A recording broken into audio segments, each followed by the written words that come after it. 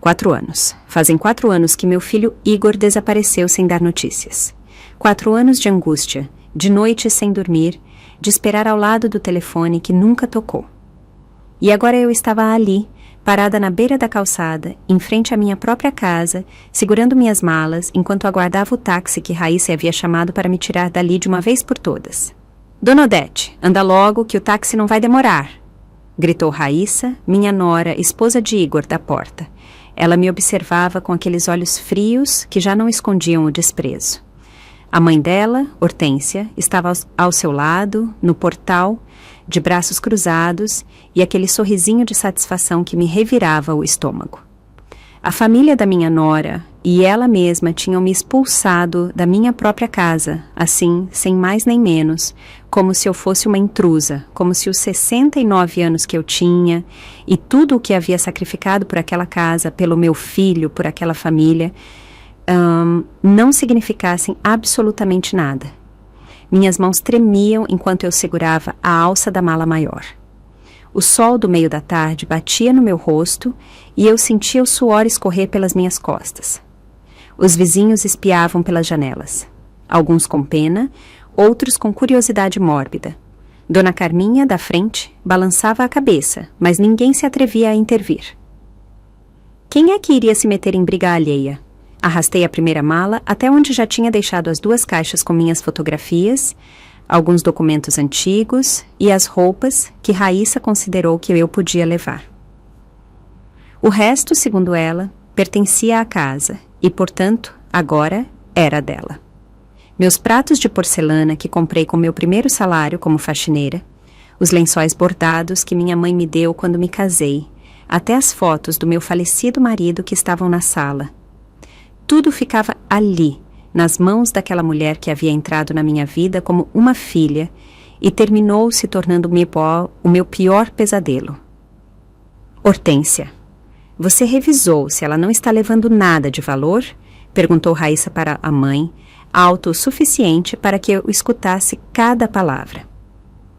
Não vá ser que a velha tenha escondido alguma coisa nas roupas. Hortência soltou uma risada curta e desagradável. Já revisei tudo, minha filha. Ela só está levando os trapos velhos e essas fotos que tanto gosta. Nada que preste. Eu mordi o lábio até sentir o gosto metálico do sangue. Eu não ia chorar. Eu não ia dar a elas essa satisfação. Eu já tinha chorado o suficiente nos últimos 4 anos. Desde aquela manhã terrível, quando Igor saiu de casa dizendo que ia resolver uns assuntos do trabalho e nunca mais voltou. Desde esse dia, minha vida havia se transformado em um inferno lento e calculado. No começo, Raíssa fingiu estar tão desesperada quanto eu. Chorávamos juntas, nos abraçávamos, íamos juntas à delegacia para registrar boletins de ocorrência que nunca davam em nada. Mas, com o passar das semanas, algo mudou. Raíssa parou de chorar. Começou a fazer ligações misteriosas que interrompia quando eu entrava no cômodo.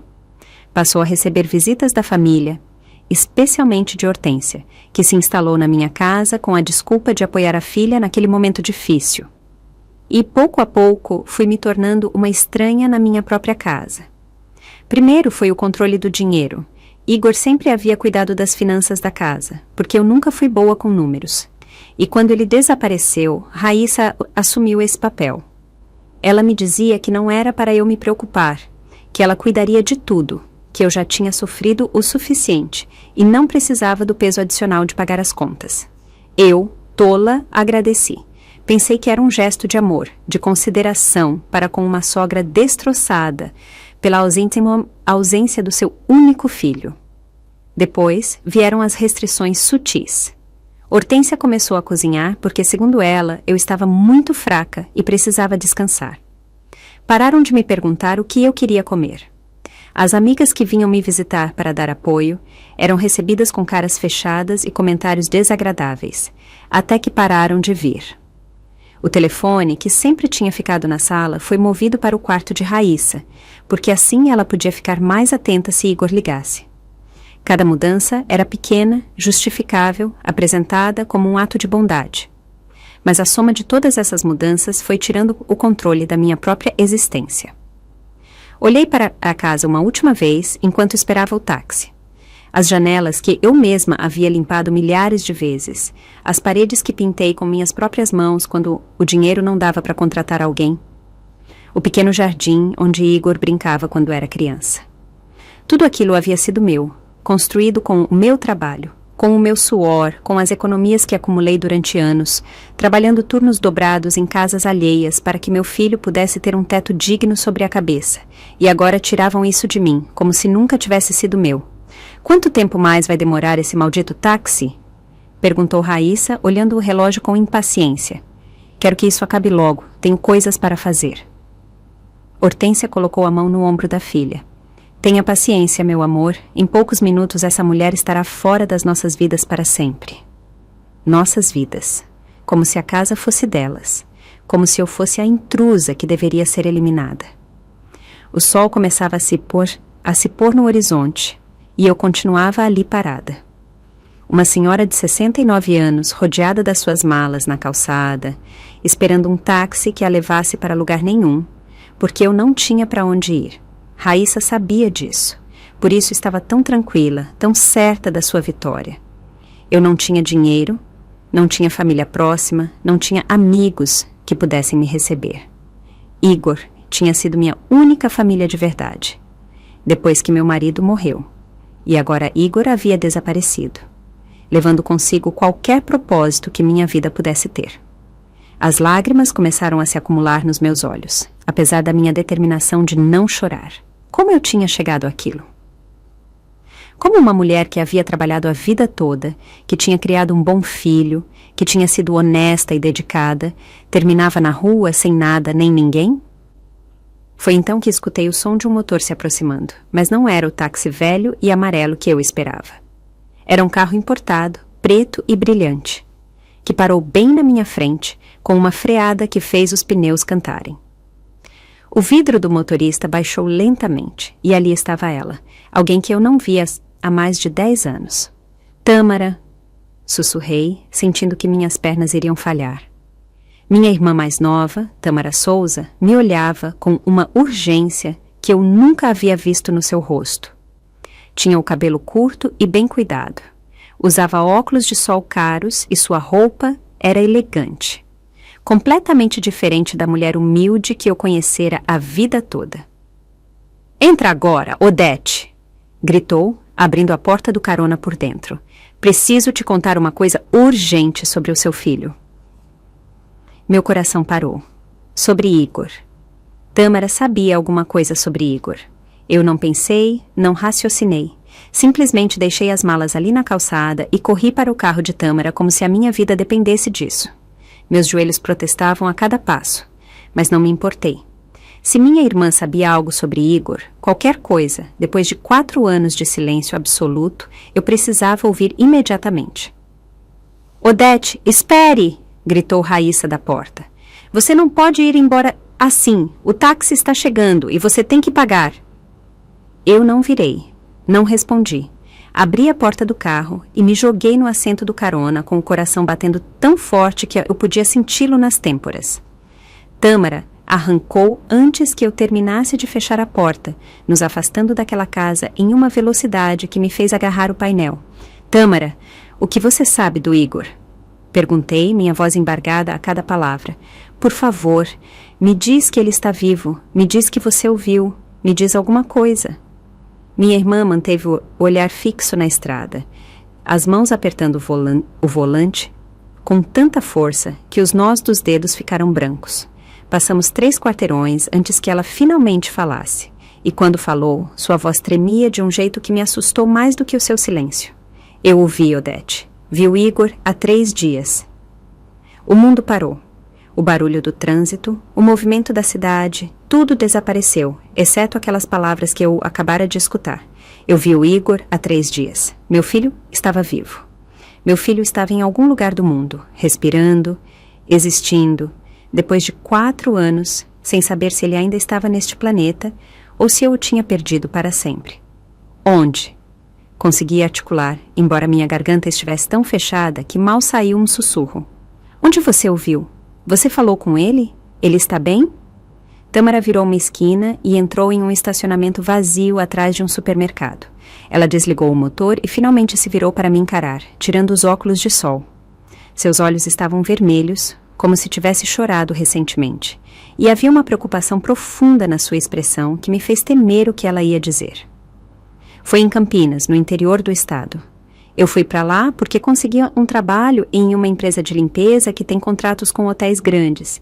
Lembra que te contei há anos que ia me mudar para lá? Bom, eu tenho vivido lá esse tempo todo, trabalhando, tentando me reerguer depois do divórcio. Eu assenti com impaciência. Eu não me importava com a história de vida de Tâmara naquele momento. Eu só queria saber do meu filho. O fato é que há 3 dias eu estava limpando os quartos do hotel onde trabalho. Um desses hotéis de beira de estrada que são baratos, mas decentes. E quando entrei no quarto 214 com meu carrinho de limpeza, eu o vi. Ele estava sentado na cama, olhando para a parede como se estivesse perdido. No começo, eu não tinha certeza de que era ele, porque ele estava muito diferente, bem mais magro, com barba longa e o cabelo mal cuidado. Mas, quando me aproximei e disse o nome dele, ele se virou e eu soube. Era Igor, seu filho, meu sobrinho. Minha respiração se transformara em ofegos curtos e desesperados. Tâmara estendeu a mão e pegou a minha, apertando com força. Odete, tem algo muito errado. Quando eu perguntei o que ele estava fazendo ali, por que tinha desaparecido, por que não ligava para a mãe dele há 4 anos, ele me olhou com uma confusão terrível. Ele me disse que não sabia do que eu estava falando, que ele falava com você o tempo todo, que a Raíssa sempre passava o telefone para você quando ele ligava. Senti como se tivessem me dado um soco no estômago. As náuseas vieram tão rápido que eu tive que abrir a porta do carro e me inclinar para fora, respirando fundo para não vomitar ali mesmo. Raíssa. Raíssa havia dito a Igor que ele falava comigo. Raíssa havia mentido por 4 anos, fazendo meu filho acreditar que eu estava bem, que eu recebia as ligações dele, que estava tudo normal. Não pode ser, sussurrei, me endireitando no assento. Isso não pode ser verdade. Ele nunca ligou. Eu esperei ao lado do telefone por meses, por anos. Raíssa me dizia que não sabia nada dele, que estava tão preocupada quanto eu. Tâmara negou com a cabeça lentamente, e eu vi lágrimas escorrendo pelo seu rosto. Ela mentiu para ele, mentiu para todos. Igor jurou que ligava toda semana, que enviava dinheiro todo mês, que sempre perguntava por você, e Raíssa dizia que você estava bem, que estava descansando ou que tinha saído. Ele pensava que estava tudo normal, que a esposa dele estava cuidando de você enquanto ele trabalhava longe. Trabalhava longe, repeti, sentindo que cada nova informação era como uma martelada na minha cabeça. Longe? Onde? Fazendo o quê? É isso que é estranho, Odete. Quando perguntei no que ele trabalhava, ele ficou nervoso. Me disse que era na construção civil, que viajava de cidade em cidade procurando melhores contratos, melhores salários, mas algo no jeito que ele falou não me convenceu. Parecia confuso, como se estivesse tentando se lembrar de algo que tinham dito para ele dizer. E quando tentei perguntar mais detalhes, alguém bateu na porta do quarto. Eu me inclinei para a frente, agarrada a cada palavra. Era um homem alto, corpulento, com uma cicatriz no rosto. Ele entrou sem esperar resposta, e quando me viu ali, sua expressão mudou completamente. Me perguntou quem eu era e o que estava fazendo naquele quarto. Expliquei que trabalhava no hotel, que estava limpando, mas ele não pareceu acreditar. Olhou para Igor de um jeito estranho, como se o estivesse avisando de algo, e depois me disse que eu podia ir embora, que o quarto não precisava de limpeza. E o que o Igor fez? Perguntei, sentindo um frio terrível percorrer minha espinha. Ele te reconheceu? Ele disse algo? Ele me olhou com olhos de súplica, Odete, como se quisesse me dizer algo, mas não pudesse. Antes que eu saísse, ele conseguiu sussurrar para eu ir embora, que não era seguro, para eu não dizer que o tinha visto. Isso foi a última coisa que escutei antes que aquele homem me empurrasse para fora e fechasse a porta. Tâmara secou as lágrimas com as costas da mão e continuou. Esperei na frente do hotel o resto do meu turno. Vi quando aquele homem saiu com Igor, colocou em uma caminhonete velha e eles foram embora. Tentei segui-los com meu carro, mas os perdi no trânsito. Desde então, eu tenho procurado informações, perguntado às minhas colegas se tinham visto Igor antes no hotel, investigando. e há 3 dias eu descobri algo que me gelou o sangue. Uma das recepcionistas do hotel me disse que aquele homem, o da cicatriz, o Nestor Quirino, aparece por lá com frequência com diferentes pessoas que parecem trabalhadores. Ele sempre paga em dinheiro vivo, sempre em notas pequenas e sempre reserva os quartos por vários dias. Ela pensa que é algum tipo de empreiteiro que traz funcionários temporários. Mas, Odete, quando eu descrevi o Igor, ela me disse algo que me fez vir te procurar imediatamente. O que ela disse? Perguntei com um fio de voz. Ela me disse que seu filho estava indo àquele hotel há meses, que ele sempre chegava com o mesmo homem, que ele sempre parecia confuso e cansado, e que uma vez ela o escutou perguntar ao homem quando ele poderia voltar para casa com a mãe. O homem respondeu que logo, que só precisavam terminar mais um serviço e ele daria permissão para ele te visitar. Odete, seu filho tem perguntado por você esse tempo todo, ele tem tentado voltar para casa e alguém não está deixando. As lágrimas que eu estava segurando finalmente escorreram sem controle. 4 anos. 4 anos em que pensei que meu filho tinha me abandonado, que ele tinha decidido que eu não era importante o suficiente para merecer uma ligação, uma visita, um simples sinal de que continuava vivo. E no fim das contas, ele estava ligando, ele estava perguntando por mim, ele queria voltar para casa e Raíssa sabia. Raíssa havia mentido esse tempo todo. Sussurrei entre dentes, sentindo uma raiva que nunca havia experimentado nos meus 69 anos de vida. Aquela me fez acreditar que meu filho tinha me esquecido. Me fez sentir que eu não valia nada, que ele tinha decidido refazer a vida sem mim. E enquanto isso, ela sabia onde ele estava. Sabia que ele ligava, sabia de tudo. Tâmara assentiu, a mandíbula tensa. Por isso, eu vim te buscar hoje, porque depois de falar com a recepcionista, decidi vigiar a sua casa. Eu queria falar com você sozinha, sem que a Raíssa estivesse presente. Eu a observei por 3 dias e hoje eu a vi te tratando como lixo, te colocando na rua como se você não fosse nada, e eu soube que tinha que te tirar dali antes de te contar tudo isso. Eu olhei para minha irmã como se a que estivesse vendo pela primeira vez na minha vida. Aquela mulher que mal havia mantido contato comigo por anos, que tinha se mudado e refeito a vida longe, tinha sido a única que se importou o suficiente para buscar a verdade. Por quê, Tâmara? Perguntei. Por que você se importou tanto? A gente nem era próxima desde que a mamãe morreu. Ela me olhou com uma tristeza profunda nos olhos. Porque somos irmãs, Odete. Porque apesar da distância e dos anos, você continua sendo meu sangue. E porque eu também fui vítima de uma mulher manipuladora que me tirou tudo. Meu ex-marido me deixou sem nada, sem casa, sem dinheiro, sem dignidade. Eu tive que recomeçar do zero em outra cidade, trabalhando no que fosse para sobreviver. Quando eu vi o Igor naquele hotel, confuso e controlado, eu vi o meu próprio passado. E quando eu te vi hoje sendo expulsa da sua casa, eu vi o que eu vivi. Eu não ia permitir que você passasse por isso sozinha. Permanecemos em silêncio dentro do carro por vários minutos. Apenas o som das nossas respirações agitadas preenchia o espaço. Finalmente, Tâmara ligou o motor novamente. Vamos para o meu apartamento. Você precisa de um lugar para ficar e precisamos fazer um plano para encontrar o Igor e tirá-lo de onde quer que o tenham.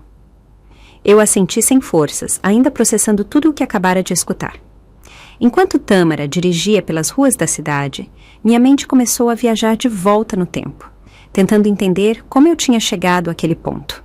Como eu havia passado de ser uma mãe feliz, com um filho amoroso, a ser uma mulher destruída, expulsa da sua própria casa, sem saber que seu filho havia estado cativo esse tempo todo. Tudo começou há quase 30 anos. Quando conheci Rubens Souza, eu tinha 40 anos e trabalhava limpando escritórios no centro da capital. Ele era contador em um desses escritórios, um homem tranquilo de 45 anos que sempre me cumprimentava com respeito quando eu passava com meu carrinho de limpeza. Ao contrário de outros homens que me olhavam como se eu fosse invisível. Ou pior, como se eu fosse um objeto, Rubens sempre me tratava com dignidade. Uma noite, eu fiquei trabalhando até tarde porque uma das minhas colegas havia adoecido e eu tive que cobrir o turno dela. Rubens também estava trabalhando tarde, preparando uns relatórios importantes. Quando terminei de limpar o escritório dele, ele me ofereceu um café da máquina do corredor. Nós nos sentamos nas cadeiras da sala de espera e conversamos por 1 hora sobre nossas vidas, nossos sonhos, nossas lutas. Ele me contou que já havia sido casado, mas a esposa o havia deixado porque eles não podiam ter filhos. Ela queria uma família grande e quando os médicos disseram que ele tinha problemas de fertilidade, ela decidiu que não podia ficar com um homem que não lhe daria o que ela queria. Rubens ficou arrasado, sentindo-se menos homem, um fracasso. Eu contei que nunca havia me casado porque sempre havia cuidado da minha mãe doente e trabalhado para sustentá-la. Quando ela morreu, eu já tinha 38 anos e todos os homens da minha idade estavam procurando moças jovens que lhes dessem filhos. Ninguém olhava para uma mulher mais velha que havia dedicado a vida ao sacrifício, em vez de arranjar marido. Naquela noite, nasceu algo entre nós. Uma compreensão mútua do que era se sentir deixado para trás pela vida, do que era carregar o peso das expectativas não cumpridas. Rubens começou a me procurar todas as noites quando eu limpava o escritório dele. Ele me trazia café, às vezes um pão de queijo que comprava na padaria da esquina. Conversávamos sobre tudo e sobre nada. E pouco a pouco eu fui me apaixonando por aquele homem gentil que me via como algo mais do que uma simples faxineira. 6 meses depois, nos casamos em uma cerimônia pequena, com apenas Tâmara e 2 colegas de trabalho de Rubens como testemunhas. Alugamos um apartamento modesto em um bairro tranquilo e, pela primeira vez na minha vida, senti o que era ter um lar próprio. Alguém que me esperava no final do dia. Alguém que me abraçava à noite e me fazia sentir que minha existência tinha valor. 1 ano depois, para surpresa de todos os médicos que haviam dito que era impossível, eu engravidei. Rubens chorou quando eu lhe dei a notícia. Ele me abraçou tão forte que pensei que ia me quebrar em 2 e sussurrou no meu ouvido que eu havia lhe dado o maior milagre da sua vida, que, depois de anos se sentindo incompleto, ele finalmente seria pai. Igor nasceu em uma noite de tempestade. As contrações começaram enquanto eu lavava uma louça depois do jantar e quando chegamos ao hospital, a dor era tão intensa que eu mal conseguia andar. Mas quando escutei aquele primeiro choro, quando a enfermeira colocou aquele bebê pequeno e enrugado nos meus braços, toda a dor desapareceu. Eu olhei para Rubens, que estava ao lado da cama com lágrimas escorrendo pelo rosto, e soube que éramos uma família completa. Os primeiros anos foram os mais felizes da minha vida. Rubens trabalhava duro na contabilidade e eu ficava em casa cuidando de Igor. Não tínhamos muito dinheiro, mas tínhamos amor, tínhamos risadas, tínhamos um propósito. Igor era um menino doce e curioso que enchia nossa casa com a sua energia. Rubens chegava do trabalho e o levantava no ar, fazendo-o rir até a barriga doer, mas a felicidade nunca dura para sempre, especialmente não para gente como nós.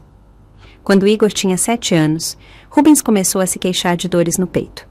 No começo, pensamos que era estresse do trabalho, que ele estava cansado de trabalhar tantas horas extras para juntar dinheiro e comprar nossa casa própria, mas as dores se tornaram mais frequentes, mais intensas. Uma noite, ele acordou sem conseguir respirar, com o rosto pálido e suado.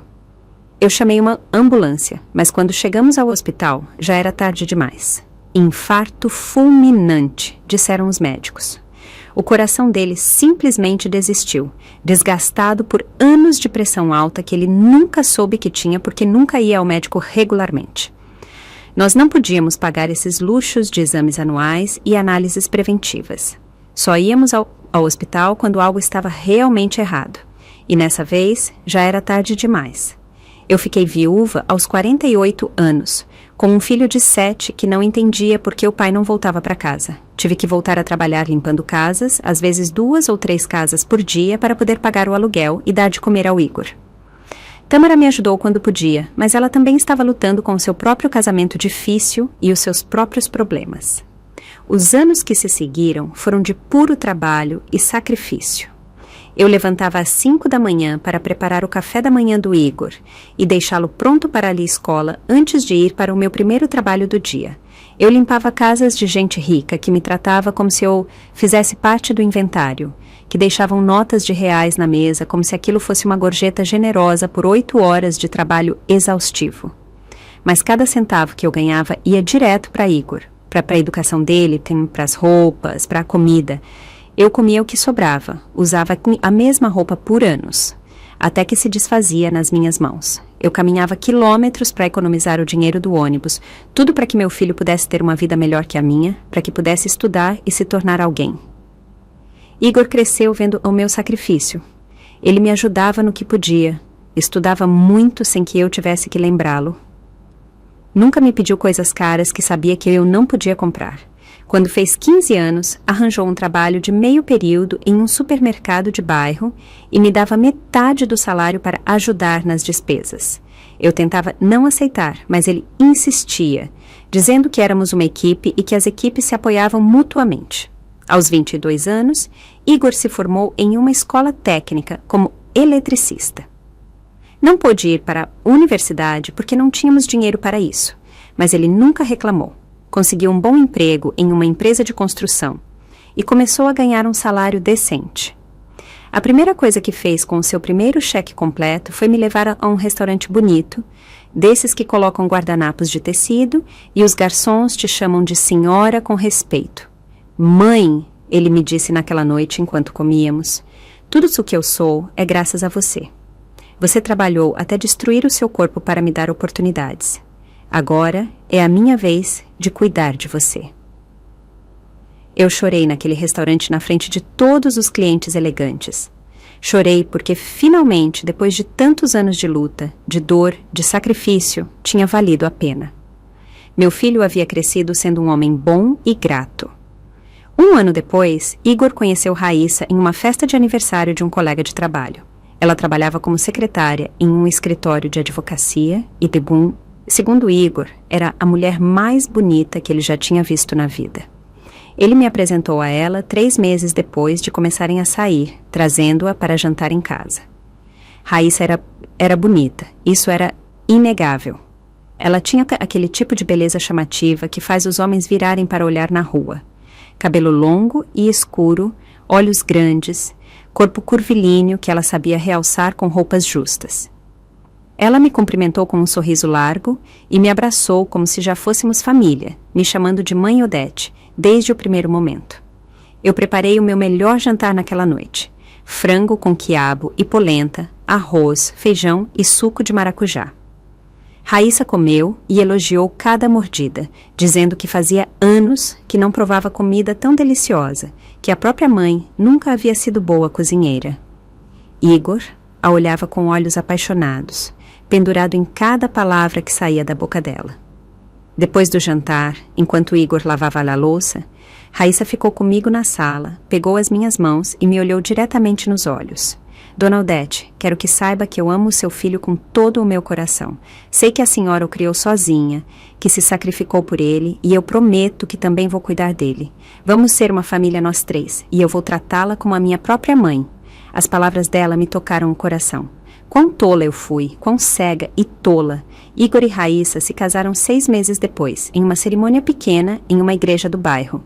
Eu gastei todas as minhas economias para ajudar nas despesas do casamento, porque eu queria que meu filho tivesse um dia especial. Um dia que ele lembrasse com alegria a vida toda.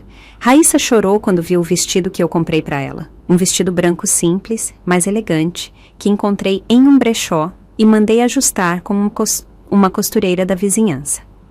Mãe Odete, é perfeito, ela me disse, abraçando-me com força. A senhora é a melhor sogra que qualquer mulher poderia pedir. Prometo que vou fazer Igor feliz e que vou sempre respeitar a senhora.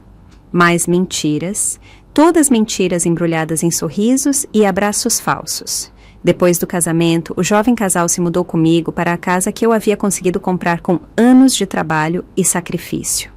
Era uma casa pequena, mas própria, completamente quitada, sem dívidas. Eu dei a eles o quarto principal e fiquei com o menor. Parecia o correto, o justo. Eles eram jovens e precisavam do seu espaço, da sua privacidade para construir o casamento. No começo, tudo parecia funcionar bem. Igor continuava trabalhando longas horas na construção, trazendo um bom salário para casa. Raíssa continuava com o seu trabalho no escritório de advocacia. Eu cuidava de cozinhar, limpar e manter a casa enquanto eles trabalhavam. Eu me sentia útil, necessária, parte de algo maior do que eu mesma. Mas, pouco a pouco, tão gradualmente que eu quase não percebi quando começou, as coisas começaram a mudar. Raíssa começou a fazer comentários pequenos, aparentemente inocentes, mas que carregavam veneno escondido. Ah, mãe Odete, que cheiro bom que a senhora está cozinhando. Mas eu prefiro usar menos sal, porque o Igor tem que cuidar da pressão, né, meu amor? Mãe, eu já disse que a senhora não precisa limpar tanto. Olhe só, vai ficar cansada e depois sente dor nos joelhos. Além disso, eu tenho meu jeito especial de organizar as coisas. Não se preocupe em lavar a nossa roupa, mãe. Eu prefiro fazer isso, porque tem que usar produtos especiais para certos tecidos e eu não quero que estraguem. Cada comentário tirava um pedaço do meu lugar naquela casa. Cada sugestão disfarçada de preocupação me empurrava para a irrelevância. E o pior era que Igor não percebia. Ele trabalhava tanto, saía tão cedo e chegava tão tarde que não via o jeito sutil com que a esposa o estava me tirando da minha própria vida. 6 meses depois do casamento, Hortência apareceu na minha porta com 3 malas grandes e um sorriso que eu não gostei desde o primeiro momento. Era uma mulher corpulenta, de olhar duro e voz forte, o tipo de pessoa que preenche um cômodo só com a sua presença. A mamãe veio nos visitar por umas semanas, anunciou Raíssa com alegria forçada. Ela teve uns problemas no apartamento dela, algo com os encanamentos, e precisa de um lugar para ficar enquanto conserta. Eu disse que ela podia ficar aqui com a gente. Não tem problema, né, mãe Odete? O que eu ia dizer? Que era minha casa e eu não queria uma estranha morando ali. Eu sorri e disse que, claro, não havia problema, que a mãe da Raíssa era bem-vinda. Mas, por dentro, algo me dizia que eu acabara de cometer um erro terrível. Hortência se instalou no quarto que eu usava para guardar minhas coisas, onde eu tinha as fotos de Rubens, onde eu tinha meu pequeno altar com velas e lembranças do meu falecido marido. Tive que mover tudo para caixas e colocá-las no armário para abrir espaço para os pertences de Hortência. Ela nem sequer me agradeceu. Apenas inspecionou o quarto com um olhar crítico e comentou que era menor do que esperava, mas que teria que se contentar. As semanas se transformaram em meses. Os problemas de encanamento no apartamento de Hortência nunca foram resolvidos, ou pelo menos ela nunca foi embora. Ela e Raíssa passavam horas falando em voz baixa na cozinha, conversas que paravam abruptamente quando eu entrava. Começaram a cozinhar juntas, me deixando de fora, com desculpas de que eu já havia trabalhado o suficiente na vida e merecia descansar. Mas eu não queria descansar. Eu queria me sentir útil. Eu queria ter um propósito na minha própria casa. Toda vez que eu tentava ajudar, elas me diziam que não era necessário, que elas cuidavam de tudo, para eu me sentar e assistir à televisão ou ir descansar no meu quarto. Elas estavam me transformando em uma visita na minha própria casa, em uma idosa inútil que mais atrapalhava do que ajudava. Igor continuava sem perceber.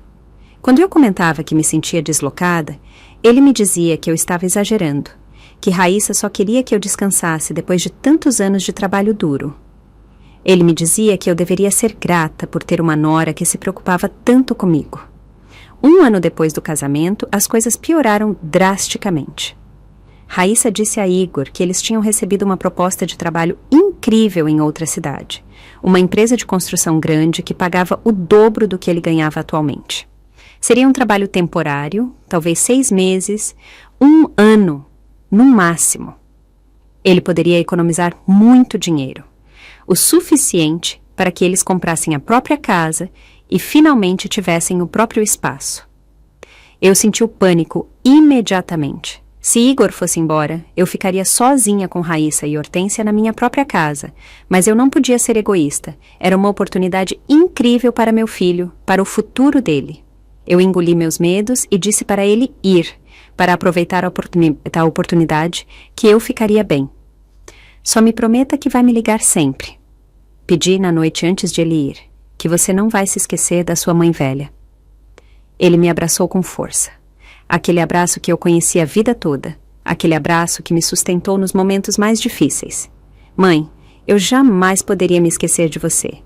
Eu vou ligar toda semana, eu prometo, e vou vir te visitar todo mês. Isso é temporário, só para juntar dinheiro e depois eu volto. Enquanto isso, Raíssa vai cuidar de você. Eu confio nela completamente.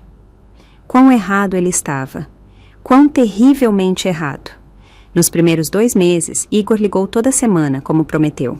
Eu atendia o telefone animada, ansiosa para escutar a voz dele, para saber como ele estava, mas era sempre Raíssa quem atendia primeiro. Ela falava com ele por vários minutos antes de me passar o telefone, e quando eu finalmente conseguia falar com meu filho, as conversas eram curtas e estranhas. — Como a senhora está, mãe? Ele me perguntava, mas soava distante, distraído. — Bem, meu filho, sinto muita saudade. Quando você vai vir me visitar? — Em breve, mãe. O trabalho está muito puxado, mas logo eu tiro uma folga. Raíssa me diz que a senhora está muito bem, que está comendo e descansando.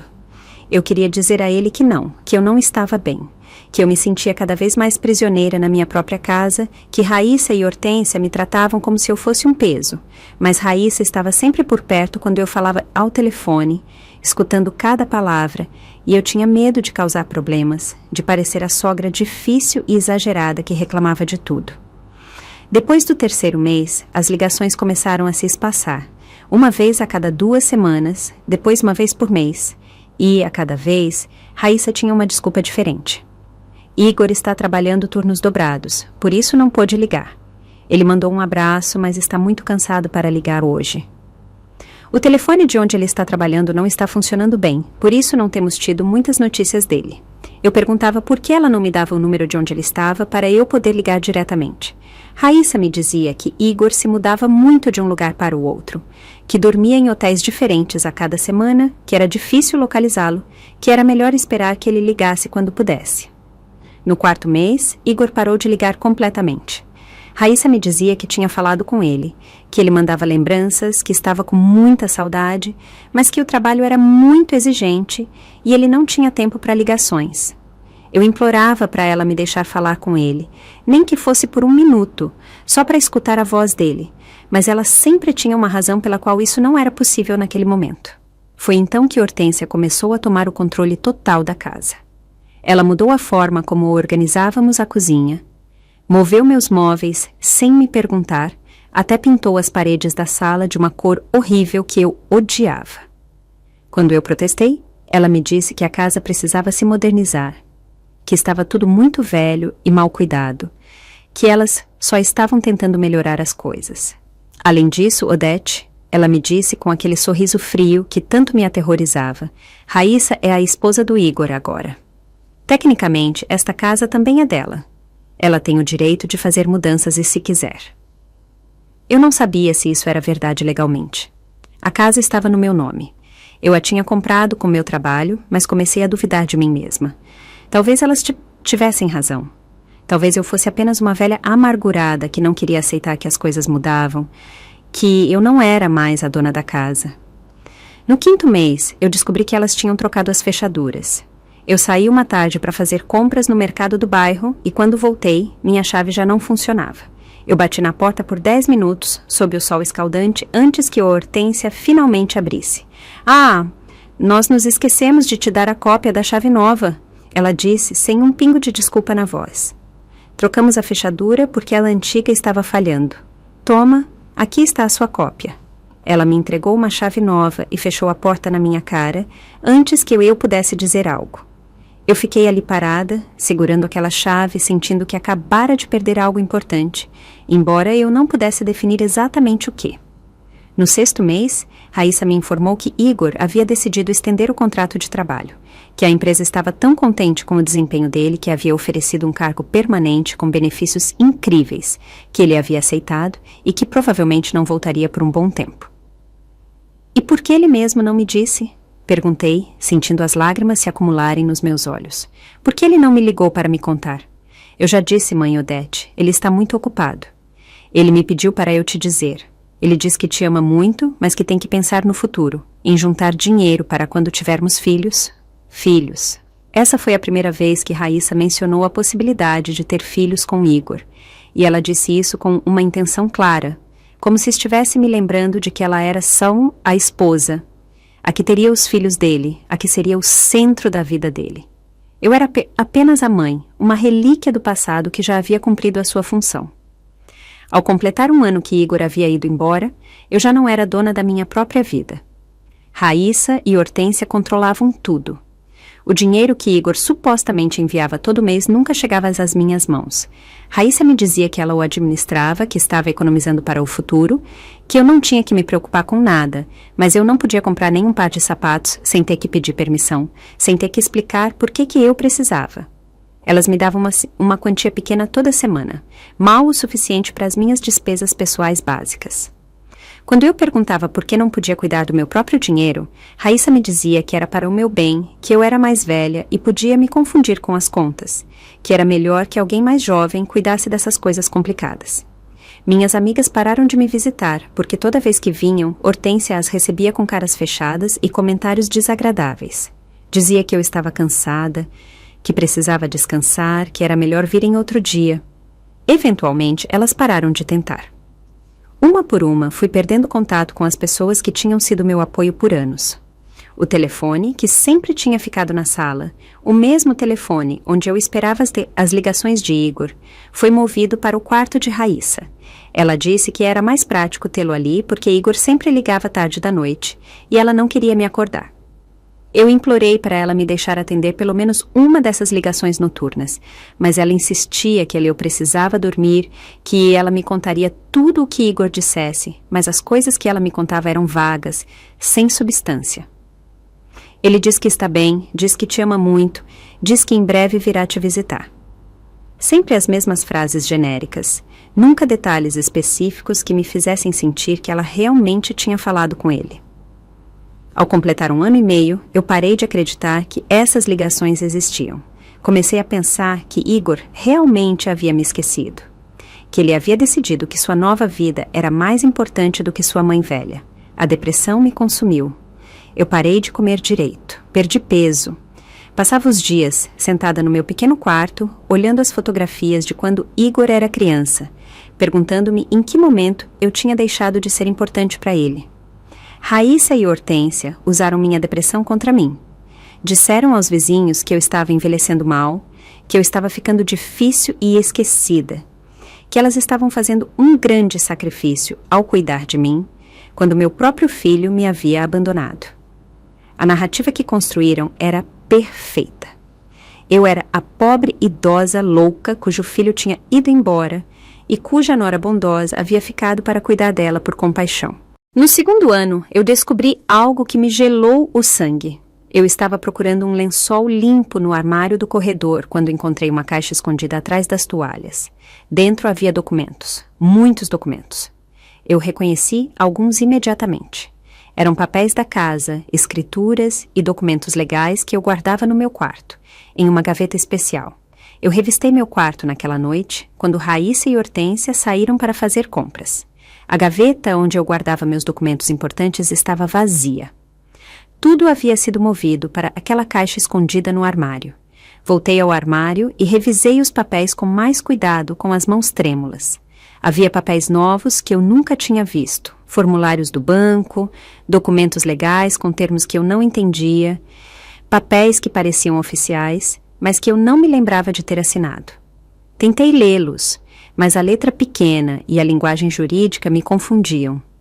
Eu só consegui entender fragmentos, transferência de propriedade, procuração, beneficiária. Escutei a porta principal se abrir e rapidamente coloquei tudo de volta na caixa, colocando-a exatamente onde a havia encontrado. Meu coração batia tão forte que pensei que ia desmaiar. Naquela noite, eu não consegui dormir, pensando naqueles documentos, tentando entender o que significavam. No dia seguinte, quando elas saíram novamente, eu tentei fazer ligações.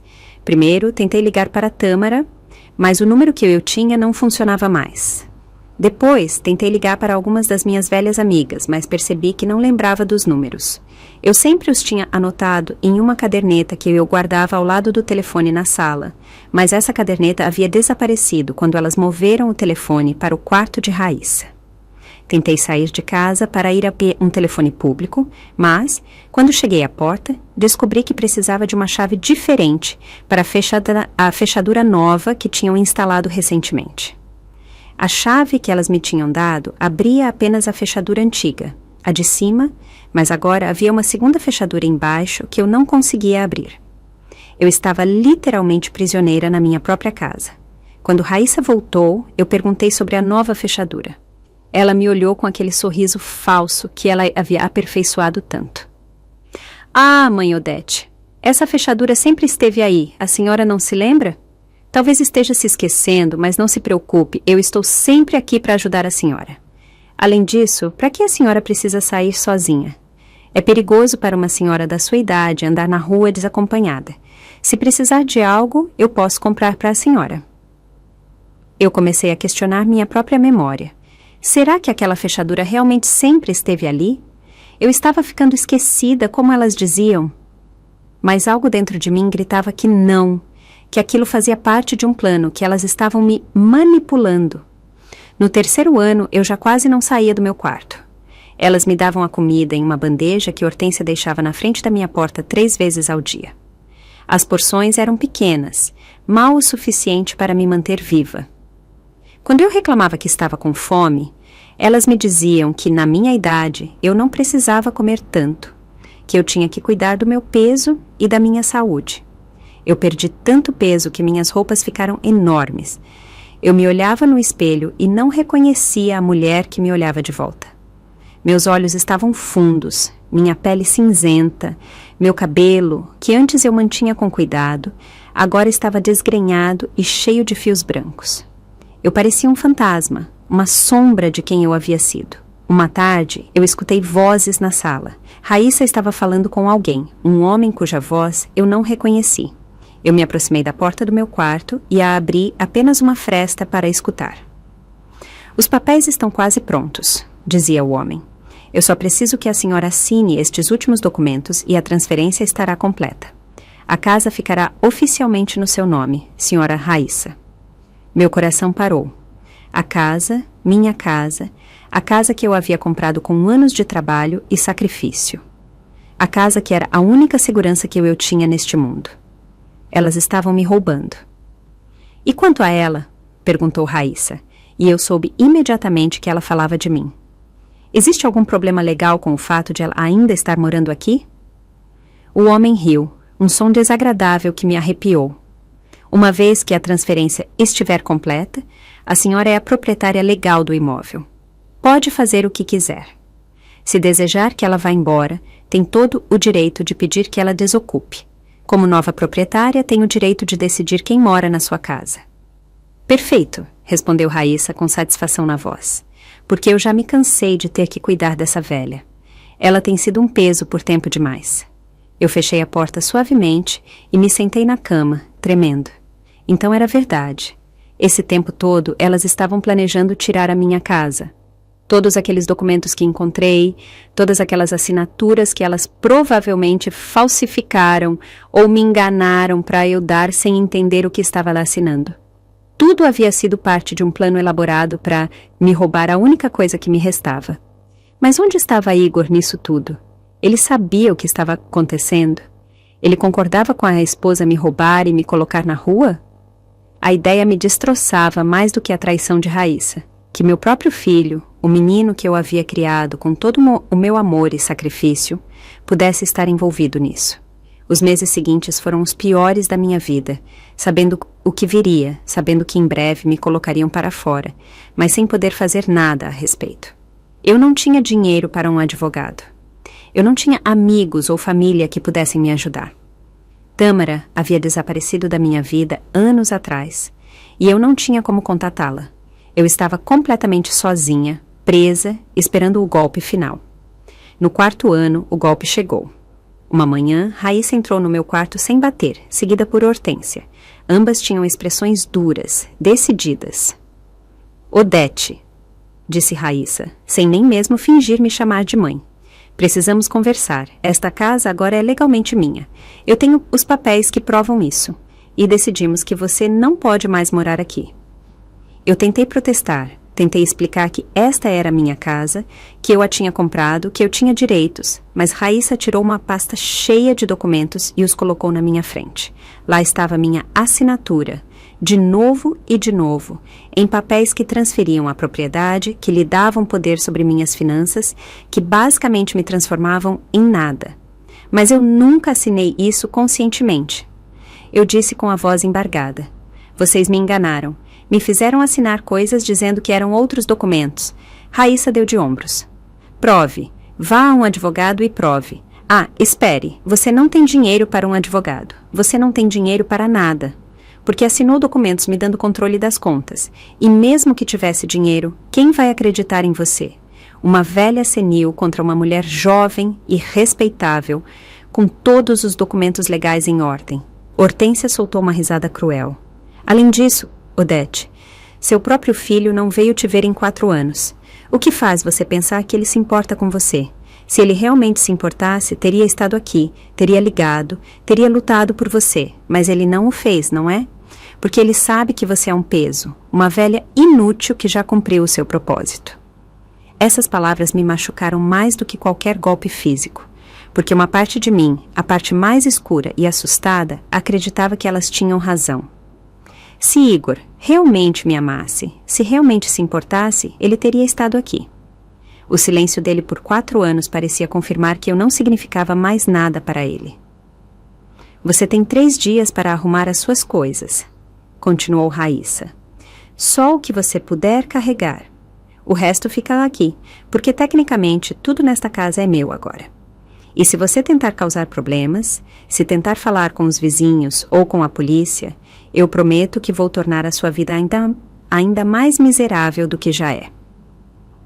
Aqueles 3 dias foram um pesadelo. Raíssa e Hortência me vigiavam constantemente, certificando-se de que eu não tentasse levar nada que elas considerassem valioso. Eu tive que arrumar minhas roupas velhas, algumas fotografias de Igor quando criança e os poucos documentos pessoais que me permitiram guardar. O resto, toda a minha vida acumulada em 69 anos, ficava nas mãos daquelas 2 mulheres. Na noite anterior à minha expulsão, eu me ajoelhei ao lado da minha cama e rezei. Rezei a Deus, a Rubens, a qualquer força no universo que pudesse me escutar. Rezei para que Igor aparecesse, para que entrasse por aquela porta e parasse aquela loucura. Rezei para ter a força de sobreviver ao que viria. Rezei por um milagre. E o milagre chegou na forma de Tâmara. Justo quando eu estava no meu momento mais baixo. Agora, sentada no carro da minha irmã enquanto ela dirigia pelas ruas da cidade, todas aquelas memórias dolorosas se aglomeravam na minha mente como ondas tentando me afogar. Mas a revelação de que Igor estava vivo, de que ele tinha perguntado por mim, de que tinha sido vítima de algum tipo de manipulação ou controle, mudava tudo. Tâmara, eu disse finalmente, quebrando o silêncio que havia caído entre nós. Eu preciso saber exatamente o que você viu quando encontrou o Igor. Cada detalhe. Se vamos ajudá-lo, preciso entender o que fizeram com ele. Minha irmã assentiu e começou a falar enquanto manobrava o carro no trânsito. Quando eu entrei naquele quarto de hotel e o vi, a primeira coisa que notei foi o olhar dele. Odete, ele não parecia o Igor que eu me lembrava. Ele estava mais magro, muito mais magro, e tinha olheiras profundas, como se não tivesse dormido bem em anos. Mas o que mais me impactou foi a confusão nos olhos dele, como se estivesse perdido, como se não soubesse exatamente onde estava ou por quê. Tâmara fez uma pausa, concentrando-se em ultrapassar um caminhão lento. Eu perguntei diretamente o que ele estava fazendo ali, porque não tinha voltado para casa em 4 anos. Ele me olhou como se não entendesse a pergunta. Me disse que tinha estado trabalhando, que enviava dinheiro todo mês, que ligava toda semana para falar com você e com a Raíssa. Ele me disse tudo isso com tanta convicção que por um momento pensei que eu era a confusa. Você disse a ele que eu nunca tinha recebido nenhuma ligação? Perguntei, apertando minhas mãos no meu colo. Sim, mas quando comecei a explicar, aquele homem, o da cicatriz, entrou. Igor ficou nervoso imediatamente, como uma criança que sabe que vai levar bronca. O homem me olhou com desconfiança e disse para o Igor que eles tinham que ir, que tinham trabalho para fazer. Igor obedeceu, sem questionar, sem nem mesmo se despedir de mim direito. Isso foi a última coisa que escutei antes que aquele homem me empurrasse para fora e fechasse a porta. Tâmara secou as lágrimas com as costas da mão e continuou. Esperei na frente do hotel o resto do meu turno. Vi quando aquele homem saiu com Igor, colocou-o em uma caminhonete velha e eles foram embora. Tentei segui-los com meu carro, mas os perdi no trânsito.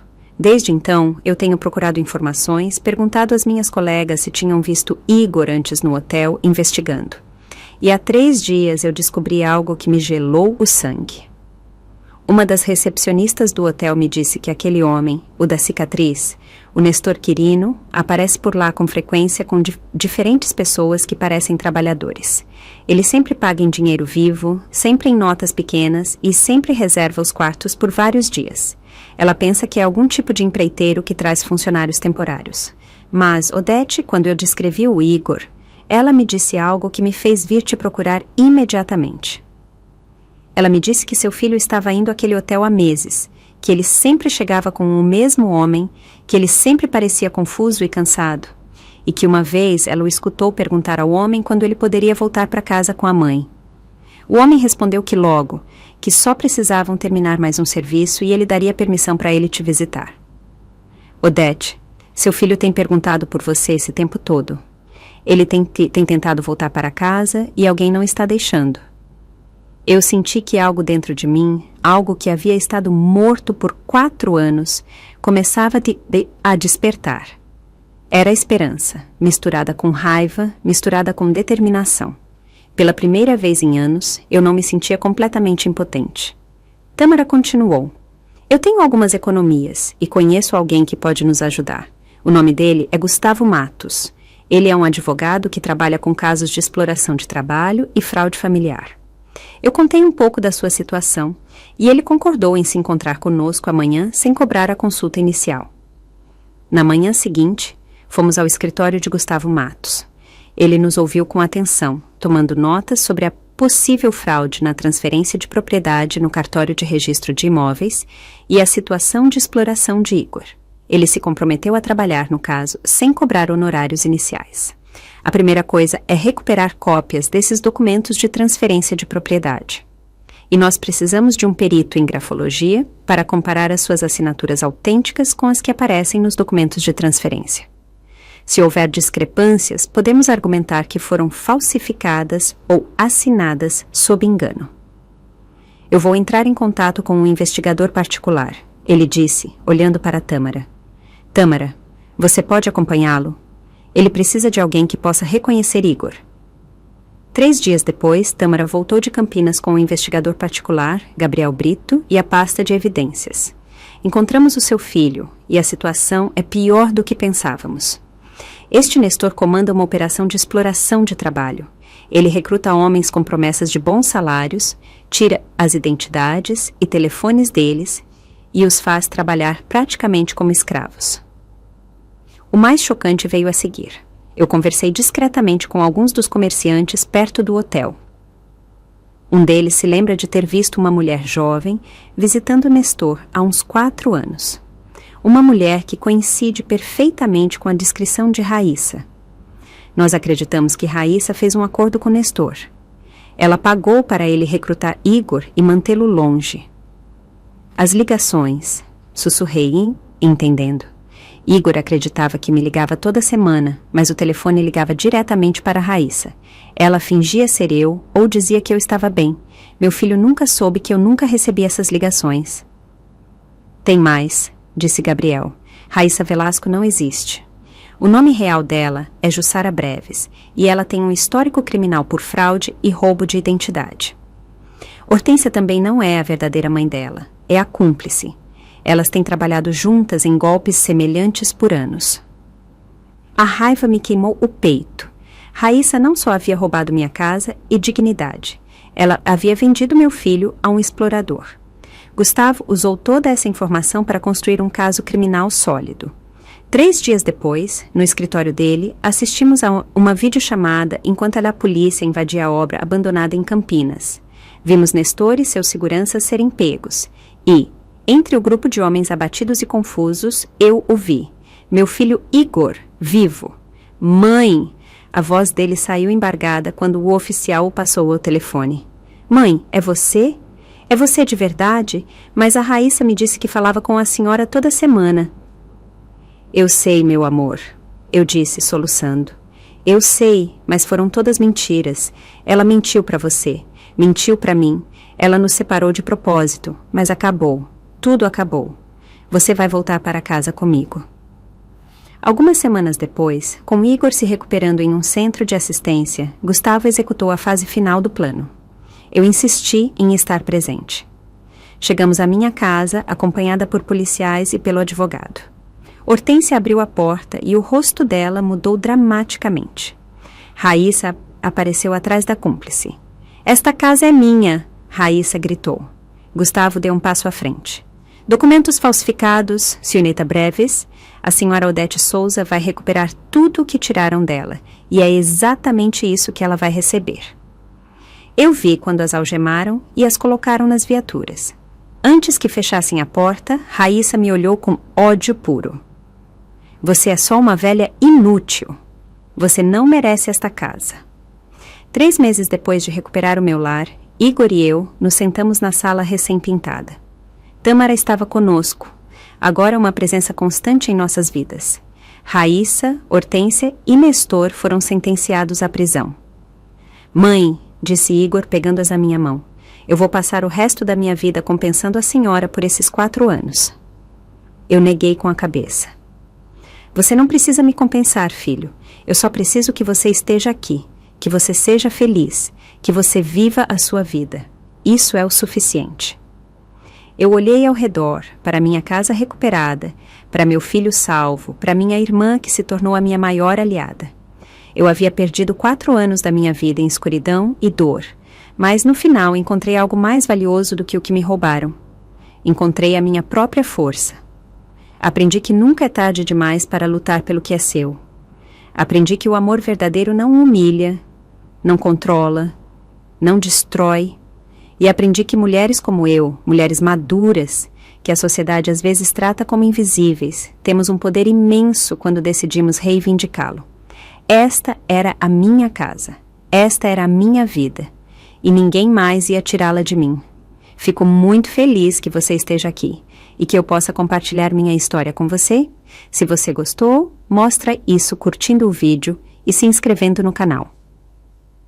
Vamos ver quantos somos. Me conta nos comentários de qual cidade você está assistindo e que horas são aí. Eu fico super curioso para saber de onde toda essa gente querida me acompanha. Se quiser me apoiar um pouco mais, você também pode mandar uma pequena contribuição. Todo dia eu trago novas histórias de vida só para você. E agora vão aparecer 2 das minhas histórias mais populares na tela, para você escolher o que assistir